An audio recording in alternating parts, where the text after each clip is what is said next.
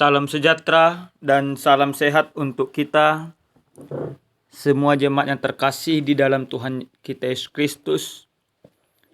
Sebentar lagi kita akan meninggalkan tahun 2024 ini. Tentu ada banyak kisah, ada banyak suka, ada duka yang telah kita alami. Oleh karena itu Bapak Ibu, sebelum kita meninggalkan tahun ini, kita akan kembali diingatkan oleh kebenaran firman Tuhan dalam minggu terakhir tahun 2024. Tetapi marilah kita terlebih dahulu bersatu dalam doa. Kita berdoa. Terpuji dan termulia nama-Mu Tuhan kami, Tuhan yang maha baik untuk setiap kebaikan Tuhan dalam hidup kami. Terima kasih Tuhan, Engkau telah menyertai kehidupan kami sepanjang tahun 2024. Saat ini sebelum kami meninggalkan tahun 2024, di minggu terakhir ini, kami akan mendengarkan kebenaran firman Tuhan. Biarlah kiranya firman-Mu menguatkan kami, dalam nama Yesus kami berdoa. Amin. Jemaat Tuhan yang terkasih di dalam Tuhan kita Yesus Kristus, adapun kebenaran firman Tuhan yang menyapa kita tertulis dalam kitab 1 Timotius pasal 1 ayat 12 sampai dengan ayat 16. Mari kita baca demikian kebenaran firman Tuhan.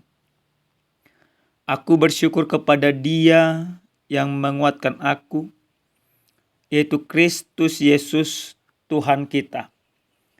Karena Ia menganggap aku setia dan mempercayakan pelayanan ini kepada aku. Aku yang tadinya seorang penghujat dan seorang penganiaya dan seorang ganas, tetapi aku telah dikasihinya. Karena semuanya itu telah kulakukan tanpa pengetahuan, yaitu di luar iman. Malah kasih karunia Tuhan kita itu telah dikaruniakan dengan limpahnya kepadaku, dengan iman dan kasih dalam Kristus Yesus. Perkataan ini benar dan patut diterima sepenuhnya. Kristus Yesus datang ke dunia untuk menyelamatkan orang berdosa, dan di antara mereka akulah yang paling berdosa. Tetapi justru karena itu aku dikasihani, agar dalam diriku ini sebagai orang yang paling berdosa, Yesus Kristus menunjukkan seluruh kesabarannya. Dengan demikian aku menjadi contoh bagi mereka yang kemudian percaya kepadanya dan mendapat hidup yang kekal. Demikian pembacaan kebenaran firman Tuhan. Jemaat yang terkasih di dalam Tuhan kita Yesus Kristus, mengakui kesalahan, mengenal diri sendiri merupakan hal yang sangat baik. Sangat-sangat jarang kita lihat sekarang ini ada orang dengan keberanian mengakui bahwa dia pernah salah, bahwa dia pernah hidup di dalam ketidakbenaran. Akan tetapi dalam kebenaran firman Tuhan yang sampai kepada kita pada saat ini, bagaimana seorang Paulus, dia mengucap syukur di dalam kehidupannya atas kasih karunia yang telah Tuhan nyatakan kepadanya. Dia sadar kalau bukan karena kasih karunia daripada Yesus Kristus, maka hidupnya akan binasa. Maka di dalam kesadaran itulah Paulus mengenal siapa dirinya terdahulu. Dia katakan dalam ayat yang ke-13, aku yang tadinya seorang penghujat, seorang penganiaya, seorang yang ganas, bahkan seorang yang tidak mempunyai belas kasih, bahkan orang yang paling berdosa, dia katakan. Tapi itu masa lalunya. Tapi karena kasih Kristus juga yang begitu luar biasa, kembali menyempurnakannya, kembali memberkatinya. Nah tentu Bapak Ibu yang terkasih di dalam Tuhan kita Yesus Kristus, pemahaman yang Paulus sampaikan ini dia tuliskan kepada anak rohaninya Timoteus. Supaya apa? Supaya apa yang dialami menjadi pelajaran berharga bagi orang lain, termasuk bagi diri Timoteus. Oleh karena kasih karunia daripada Kristuslah, sehingga Paulus hidup meninggalkan segala dosanya. Karena pertolongan kasih Kristuslah yang menolongnya, yang menjangkaunya, maka hidupnya dapat berubah. Tanpa pertolongan kasih Kristus, maka hidup dia tidak akan berubah. Maka apa yang Paulus katakan di dalam suratnya ini kepada Timoteus? Dalam ayat yang ke-12. Dia katakan, aku bersyukur kepada Dia yang menguatkan aku, yaitu Kristus Tuhan. Tuhan kita, karena Ia menganggap aku setia dan mempercayakan pelayanan ini kepada aku. Lalu dalam ayat 14, malah kasih karunia Tuhan itu telah dikaruniakan dengan limpahnya kepadaku, dengan iman dan kasih dalam Kristus Yesus. Jadi dia bersyukur. Sekalipun dia mempunyai masa lalu yang sangat kelam, sekalipun dia mempunyai masa lalu yang tidak baik, sekalipun dia mempunyai masa lalu yang penuh dengan keberdosaan, tapi Kristus mengasihinya, Kristus mengangkatnya, Kristus menjadikannya menjadi pelayannya. Ini merupakan sesuatu hal yang sangat menarik, Bapak Ibu. Tentu Paulus bukan mau mengatakan juga supaya kita punya masa lalu kelam dulu. Tapi dia sadar kasih karunia Kristuslah yang menolongnya, kasih karunia Kristuslah yang mengangkatnya, kasih karunia Kristuslah yang dilimpahkan kepadanya, sehingga dia mampu terus melayani Tuhan. Bapak Ibu yang terkasih di dalam Tuhan kita Yesus Kristus. Lalu apa yang boleh kita lihat dari kebenaran firman Tuhan ini? Dengan tema yang menarik bagi kita dalam minggu terakhir 2024 dikatakan mengucap syukur atas karunia Allah. Yang pertama sekali, setiap orang yang percaya, yang mendengarkan kebenaran firman ini, kita diajak untuk mengucap syukur. Tentu Bapak Ibu, sepanjang tahun 2024 ada banyak hal yang kita terima di dalam kehidupan kita. Seperti yang kami katakan tadi, suka dan duka. Tapi Tuhan telah menyertai kita, Tuhan telah memberkati kita, Tuhan telah mengizinkan kita hingga di penghujung tahun 2024.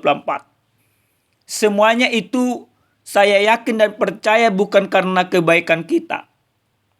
Semuanya itu bukan karena kebolehan kita. Bahkan semuanya itu bukan karena kita hidup di dalam kebenaran.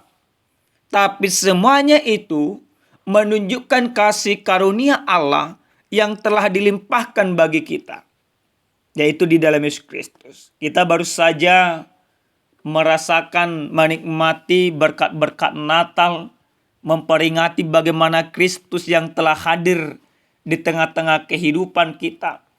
Maka di saat ini, oleh karena kehadiran Kristus itu, maka kita diajak untuk mengucap syukur atas semua yang telah kita terima di dalam kehidupan kita.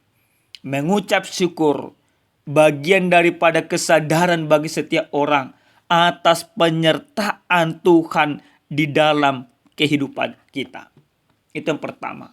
Yang kedua, Bapak Ibu yang dikasihi Tuhan kita Yesus Kristus, dari firman ini kita harus belajar mengenal siapa diri kita.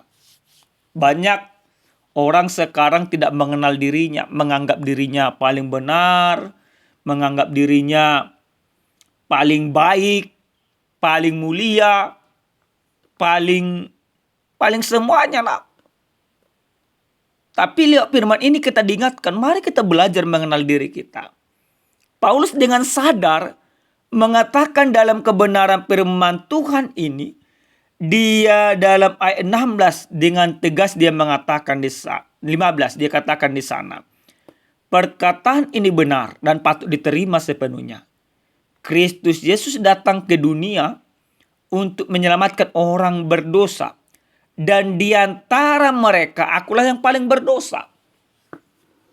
Paulus dengan sebuah kesadaran yang baik, dia mengakui keberdosaannya. Akulah yang paling berdosa. Dia tidak membenarkan dirinya di sana. Nah, Bapak Ibu yang dikasihi Tuhan, jadi mari kita di dalam kehidupan kita jangan pernah membenarkan diri. Kalau Paulus mampu mengakui akan keberdosaannya, maka kita juga harus mampu mengakui keberdosaan kita di hadapan Tuhan. Kita harus katakan, Tuhan, aku orang berdosa. Aku orang yang tidak setia.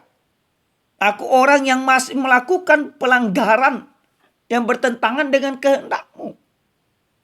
Mengakui dosa, mengakui keberadaan, mengakui ketidakberdayaan, maka di sanalah ada berarti sebuah keinginan untuk pertolongan Tuhan. Bapak Ibu, kalau kita baca dalam kitab Yohanes jelas sekali dikatakan, siapa yang mengaku maka dosanya akan diampuni. Jadi kalau kita katakan kita tidak berdosa sepanjang tahun 2024 yang kita jalani, yang kita alami, pasti banyak dosa di sana yang kita lakukan. Tapi kita harus berani mengatakan, Tuhan, aku berdosa.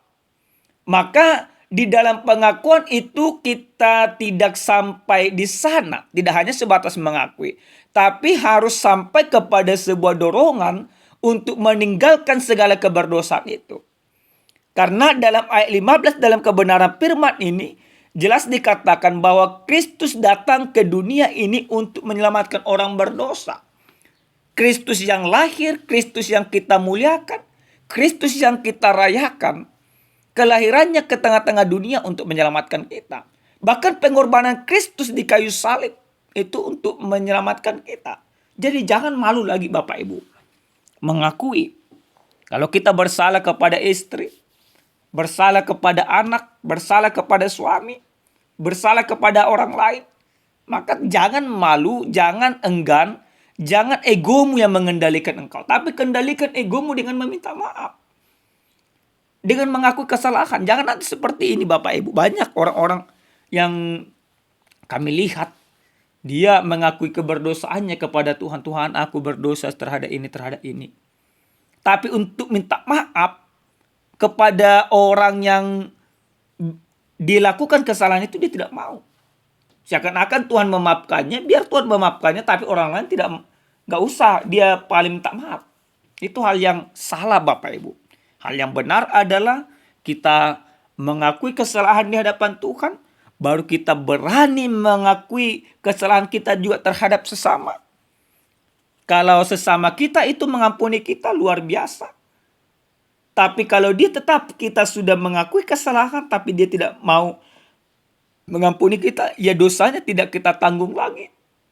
Tapi Tuhan akan tetap mengampuni kita. Jadi itu yang harus kita lakukan. Jadi ketika kita mengucap syukur atas karunia Allah di dalam kehidupan kita, berarti rasa syukur itu harus mendorong kita mengakui kesalahan kita di hadapan Tuhan dan di hadapan sesama. Yang terakhir Bapak Ibu yang terkasih di dalam Tuhan kita Yesus Kristus.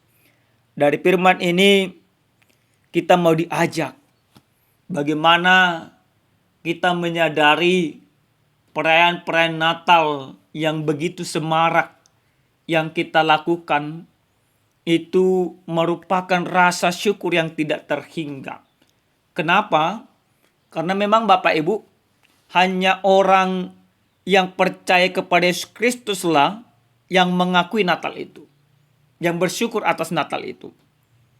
Jadi tidak semuanya orang di dunia ini yang bersyukur atas Natal. Banyak orang juga yang tidak mengakuinya, menghujat dan lain sebagainya. Tapi kita harus bersyukur atas kelahiran Kristus 2000 tahun yang lalu ke tengah-tengah dunia ini. Kita harus bersyukur karena momen 2000 tahun yang lalu masih bisa juga kita nikmati, kita rasakan. Seakan-akan kalau saya secara pribadi Bapak Ibu, seakan-akan saya dapat membayangkan bagaimana Kristus yang lahir 2000 tahun yang lalu. Dan saya dapat merasakan Kristus yang lahir itu sekarang. Yang penuh dengan kesederhanaan, yang penuh dengan kemuliaan. Walaupun dia lahir di Bethlehem, di kandang domba, tapi dia penuh kemuliaan. Kenapa? Karena para malaikat mempermuliakannya. Para malaikat sorga bersorak-sorai baginya. Maka kita juga harus memuliakan dia. Karena dia adalah Allah yang mulia. Tuhan yang maha pengasih, Tuhan yang kudus. Maka kita harus bersyukur untuk semuanya itu di dalam kehidupan kita. Amin. Mari kita berdoa. Kami bersyukur Tuhan untuk kebaikan Tuhan dalam hidup kami. Terima kasih dalam firman Tuhan yang menyapa kami dalam Minggu Epifani. Tuhan mengajari kami untuk bersyukur atas kasih karunia-Mu yang telah Engkau limpahkan dalam kehidupan kami. Terima kasih Bapa. Biarlah setiap orang di dalam kehidupannya terus bersyukur atas karunia-Mu yang sudah mereka terima. Terima kasih Bapa. Dalam nama Yesus kami berdoa. Amin. Salam sejahtera Bapak Ibu. Selamat Natal kembali. Selamat mempersiapkan diri menyambut tahun baru 2025. Tuhan senantiasa memberkati kita.